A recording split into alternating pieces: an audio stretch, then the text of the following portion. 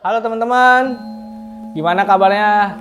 Gue doain semua sehat selalu di zaman corona gini. Minimalisir buat keluar rumah. Kalau nggak penting-penting, mendingan di rumah aja. Gue Arsil Ajim, gue coffee roaster dari VNT Indonesia dan Workshop Brother. Oke, kali ini gue akan sharing sama teman-teman gimana sih caranya jadi coffee roaster. Dari mulai basic sampai ya layak lah ya. Gue akan bagi menjadi 4 step atau 4 poin di mana lu mau jadi coffee roaster yang harus lu pahami. Yang pertama, lu harus tahu atau pahami mesin lu, mesin apa yang lu pakai. Yang kedua, lu harus pahami bahan bakunya, yaitu green bean. Yang ketiga, lu harus bisa planning mau diapain sih kopi yang lu roasting, bahan baku yang lu roasting. Yang keempat, lu harus bisa evaluasi hasil roasting yang lu lakukan sebelumnya. Oke, poin pertama, lu harus pahami dulu mesin apa yang lu pakai. Dari mulai sistem, cara perawatan, dan lain sebagainya.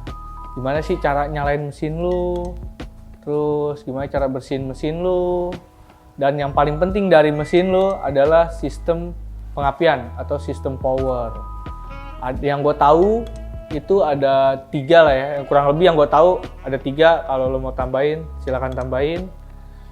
Sistem power pertama ada open fire atau blue torch atau api biru, itu sama seperti kayak kompor gitu sistem pengapiannya. Yang kedua ada infrared burner atau biasa umum kenalnya tuh keramik, sistem keramik.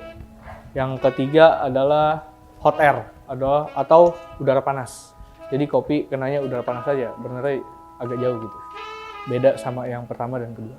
Di tempat gue kerja atau VNT Indonesia ada 2 sistem burner yang tadi sebelumnya gue sebutin. Yang pertama adalah open fire. Open fire burner itu ada di Nordic. Dan yang kedua ada infrared burner. Itu yang dipakai sama VNT. Nah, itu cara makainya, cara kendalinya juga beda, bro. Lo harus pahamin. Jadi ya lo harus kuasain dulu gimana sih powernya, cara makainya, butuh power berapa untuk si bahan baku, harus turuninya gimana, harus ngejaganya gimana. Itu beda sistem. Karena di infrared itu ada sistem chamber, jadi save gas dulu baru bisa keluar, jadi dia merah gitu. Kalau di open fire atau blue torch itu sama seperti kompor, jadi gas langsung berubah menjadi api. Lalu airflow menurut gua sistem airflow. Jadi di 2 mesin ini juga beda, di VNT beda, di Nordic beda sistem airflow-nya. Karena sumber powernya beda. Nah itu harus penting, lo harus pahami dulu gimana caranya lo main airflow, karena itu pengaruh untuk si konveksi. Konveksi itu udara panas. Alurnya udara panas yang bersentuhan sama si bahan baku lu nanti pada saat lu roasting. Lu harus tahu dulu cara gimana sih kalau ada problem sama mesin lu. Itu sebenarnya lu tinggal sharing sih sama distributor mesin apa yang lu beli gitu. Lu bisa sharing dulu tuh sama si teknisinya atau maintenance pihak teknisi lah ya. Gimana sih caranya kalau ada insiden kayak gini gitu. Lu harus tahu dulu sebagai coffee roaster. Jadi minimalisir lah kejadian-kejadian aneh yang nggak diinginkan gitu. Oke, kita masuk ke step kedua, yaitu bahan baku atau green bean. Ya, lu mau jadi coffee roaster, pertama lu harus pahami mesinnya, kedua lu harus pahami bahan baku yang lu pakai. Dari mulai originnya dari mana. Kalau bisa petaninya siapa lu harus kenal. Kalau bisa, kalau enggak ya nggak apa-apa juga sih. Itu tips dari gue sih. Originnya dari mana, ditanam di ketinggian berapa, varietasnya apa, pasca panennya apa. Lalu itu dari segi hulu ya, lo harus kenal dulu bahan baku lo, karena kan itu buat dikonsumsi ya.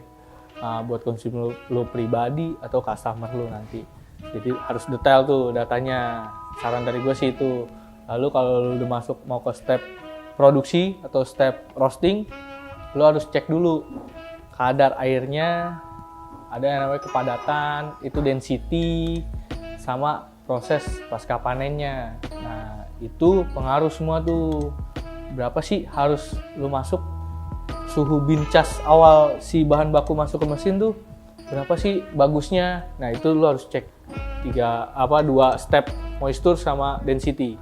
Kalau pasca panen lu pasti udah paham lah ya, itu harus ada banyak pasca panen lah di Indonesia tentang si kopi ini ya.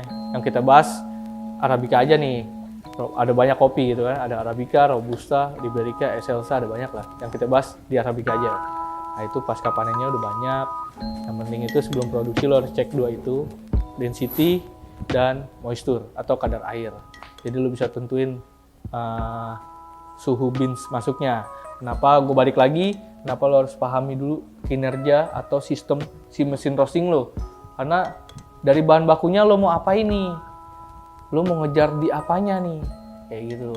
Mau dibuang apanya nih, baik buruknya. Semua kan ada baik buruk nih, di kopi juga ada baik buruknya nih.